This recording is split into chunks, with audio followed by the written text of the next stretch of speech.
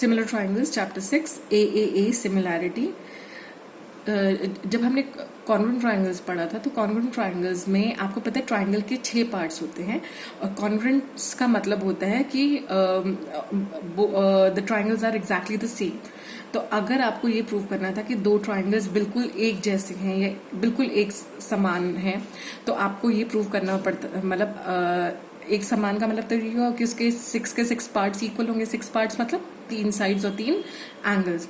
But हमने ये देखा था कि हर बार हमें ये सारे के सारे पार्ट्स इक्वल प्रूव करना जरूरी नहीं था। कुछ ऐसे रूल्स थे जो अगर हम उनको यूज कर लेते तो कुछ कॉन्ग्रुएंस रूल्स थे जिनसे हम कह सकते थे कि अगर हम सिर्फ 3 चीजें भी प्रूव कर देते हैं इक्वल तो हमारे ट्राइंगल्स कॉन्ग्रुएंट प्रूव हो जाते हैं। वो क्या कौन कौन से कॉन्ग्रुएंस रूल्स थे? पहला था SSS कॉन्ग्रुएंस रूल, है ना, और फिर था SAS कॉन्ग्रुएंस रूल, फिर ASA congruence rule, AAS congruence rule and the RHS congruence rule.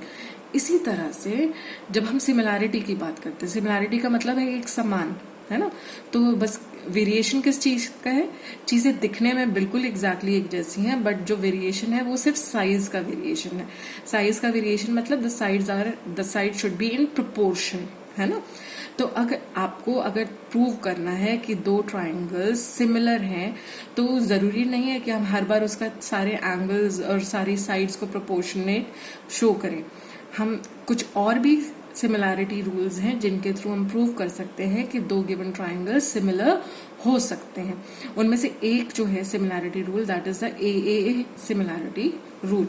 अब AAA सिमिलैरिटी रूल को हम कैसे प्रूव कर सकते हैं कि if all the 3 angles of one triangle are equal to all the 3 angles of the other triangle, then how can we say that the triangles are similar? तो उसके लिए let us आपको पता है अगर हम कोई भी दो triangles लेते हैं तो there can be 3 conditions। या तो वो दोनों triangles बराबर होंगे, या उनमें से एक triangle दूसरे से बड़ा होगा, या उससे छोटा होगा, है ना। यही 3 conditions हो सकती हैं हमारे पास। So that means if we have 2 triangles ABC and suppose XYZ, तो either these two can be equal or ABC can be bigger than XYZ or ABC can be smaller than XYZ। यही 3 conditions हमारे पास हो सकती हैं, इसके अलावा और कुछ नहीं हो सकता। Now if angle A is equal to angle X, angle B is equal to angle Y and angle C is equal to angle Z, and क्योंकि ये दोनों बराबर हैं, हमने यही कहा है ना कि either the 2 triangles are equal, है ना। अगर हम केस 1 को कंसिडर करते हैं, केस 1 में we have said that the 2 triangles are equal. If the 2 triangles are equal, तो let us take that AB is equal to XY, ठीक है। Now we are given that A is equal to X and B is equal to Y. That means angle A is equal to angle X, AB is equal to XY and angle B is equal to angle Y. Therefore by कौन सा congruence rule? ASA. By ASA congruence rule,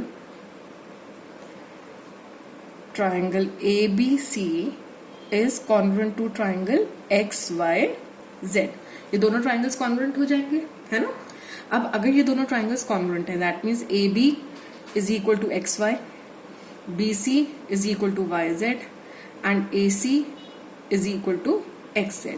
यही होगा। अब अगर AB XY की equal है, that means AB upon XY will be equal to 1।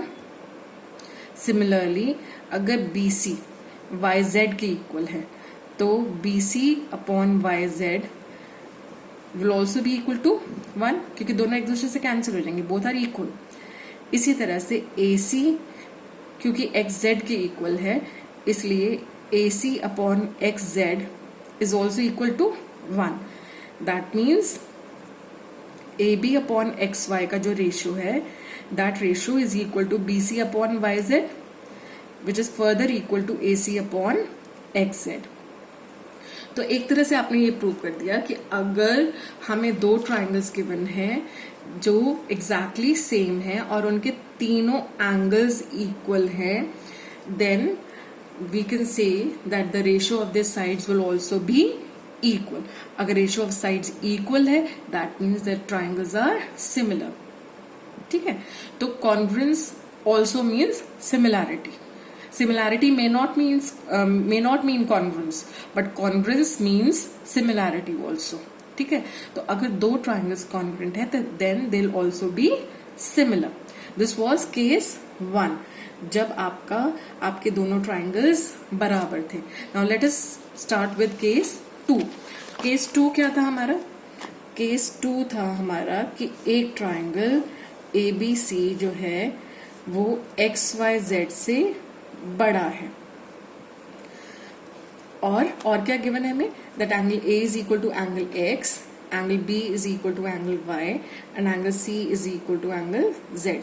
A similarity prove कर रहे हैं ना हम ये कह रहे हैं कि दो ट्राइंगल्स के तीनों एंगल्स इक्वल हैं और हमें अब ये शो करना है कि that these two triangles are similar also.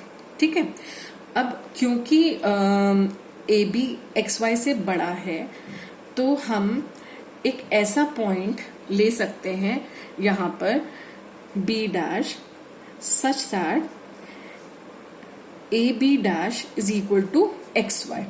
So we have taken let A B dash B equal to X Y.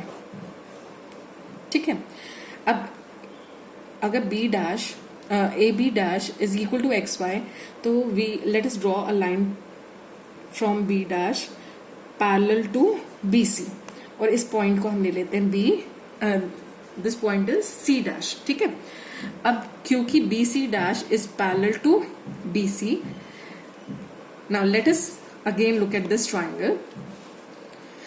अब आपने देखा कि क्योंकि ये लाइन इसके पैरेलल है, that means this angle will be equal to this.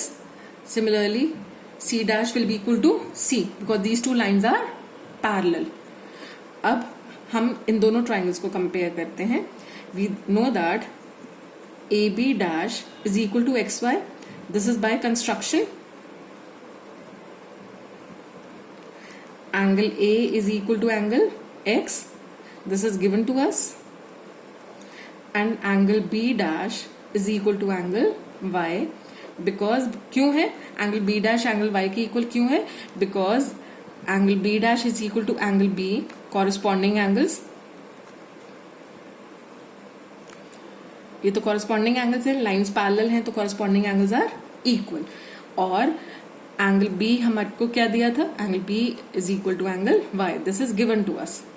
तो इससे हमने कंक्लूड किया क्योंकि b डैश b के इक्वल है और b y के इक्वल है, that means angle b dash is equal to angle y। तो अब आपने देखा कि a is equal to x, A B dash is equal to X Y and b dash is equal to y. This implies that triangle a b dash c dash is congruent to triangle x y z by कौन सा congruent rule है, AS A, angle side angle. ठीक है, that means the side should be in proportion, यही हुआ ना मतलब।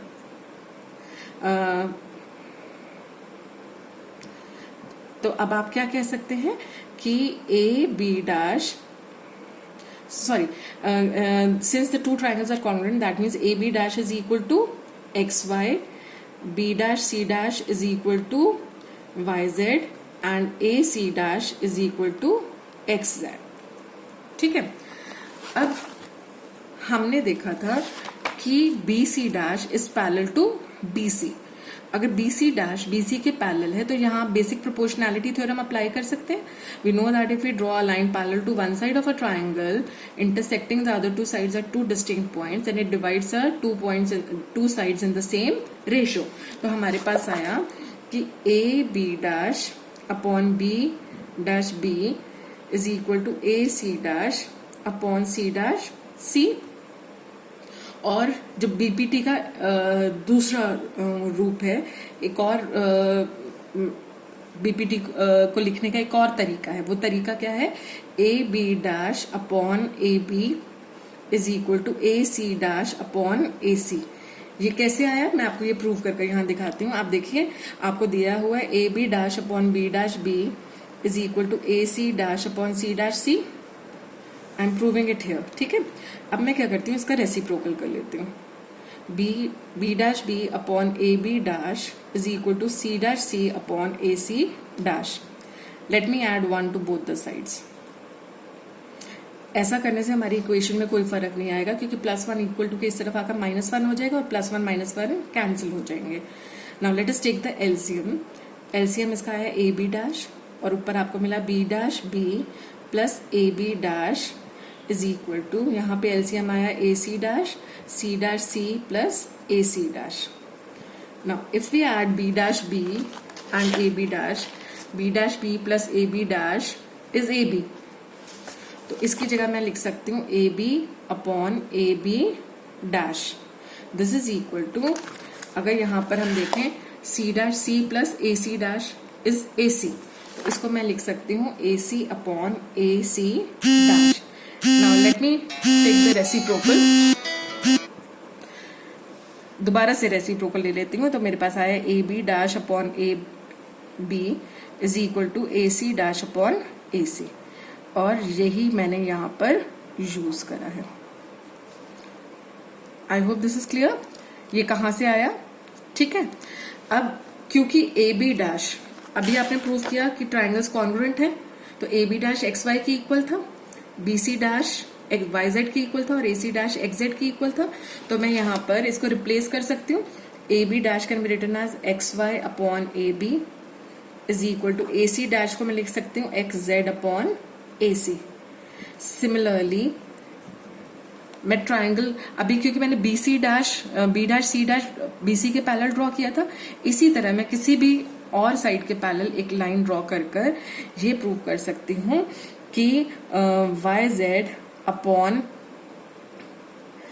B C will be equal to, suppose I take the line parallel to any of the other two sides. Suppose मैंने A B के parallel line draw कर ली। अगर मैंने ए बी के पैरेलल यहाँ लाइन ड्रॉ कर ली, तो मेरे पास क्या आ जाएगा, Y Z upon B C is equal to X Z upon A C. इन दोनों को कंबाइन कर मैं लिख सकती हूँ कि X Y upon A B is equal to Y Z upon B C is equal to X Z upon A C. तो एक तरह से हमने प्रूव कर दिया कि दोनों ट्राइंगल्स की साइड्स प्रोपोर्शन में है if all the 3 angles are equal. तो दिस इज केस 2। केस 3 भी ऑलमोस्ट द सेम है ना। वहां पे हमने क्या लिया था, ट्राइंगल एबीसी को छोटा लिया था और ट्राइंगल एक्स वाई जेड को बड़ा लेकर प्रूव करा था। तो आप बिल्कुल एग्जैक्टली इसी तरह से फॉलो करेंगे इसको, और आप केस 3 को भी, you can prove case 3 also. You can prove case 3 exactly the same way as you proved case 2. I hope this is clear. एक चीज और, यहाँ पर आपने देखा X Y upon A B is equal to Y Z upon A C हमने prove किया था। यहाँ पे आपने जब ए बी, ये जो रेशियो आपको मिला है, इसमें आपने बी सी के पैरेलल लाइन ड्रॉ की थी, है ना। जो लाइन हमने ड्रॉ की थी that was drawn parallel to B C, इसलिए यहाँ पे आप देख रहे हैं डिनोमिनेटर में बी सी नहीं आ रहा।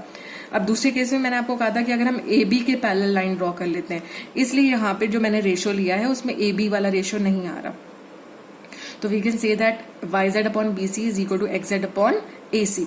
इसी तरह से अगर आप ए सी के पैरेलल लाइन ड्रॉ करेंगे, ए सी के पैरेलल लाइन ड्रॉ कर लेंगे यहाँ से, तो आपको रेशियो मिलेगा। अगर आप यहाँ ए सी के पैरेलल लाइन ड्रॉ कर लेंगे तो आपको रेशियो मिल जाएगा X Y upon A B is equal to Y Z upon B C. तो उसमें ए सी नहीं आएगा, ठीक है, I hope this is clear, आपको समझ आ रहा है। जब हमने बीसी के पैरेलल लाइन ड्रॉ की थी तो जो हमारा रेशो बन रहे हैं, दो साइड्स का रेशो बन रहा है, वो बीसी को इन्वॉल्व नहीं कर रहा, उसमें बाकी दो साइड्स इन्वॉल्व हो रही हैं, ए बी और एसी वाली, है ना। यहाँ पे बीसी वाली साइड इन्वॉल्व नहीं हो रही। जब आप ए बी के पैरेलल लाइन ड्रॉ करेंगे तो वहां आप ए बी वाला साइड्स का रेशो नहीं इन्वॉल्व यूज कर रहे, वहां पर आप सिर्फ बीसी और एसी का रेशो यूज कर रहे हैं। इसी तरह से जब आप एसी के पैरेलल लेंगे तो वहां पर आप एसी वाला रेशो यूज नहीं करेंगे, आप ए बी और बीसी वाला रेशो यूज करेंगे to prove that all the three sides are proportional. I hope this is clear. Thank you.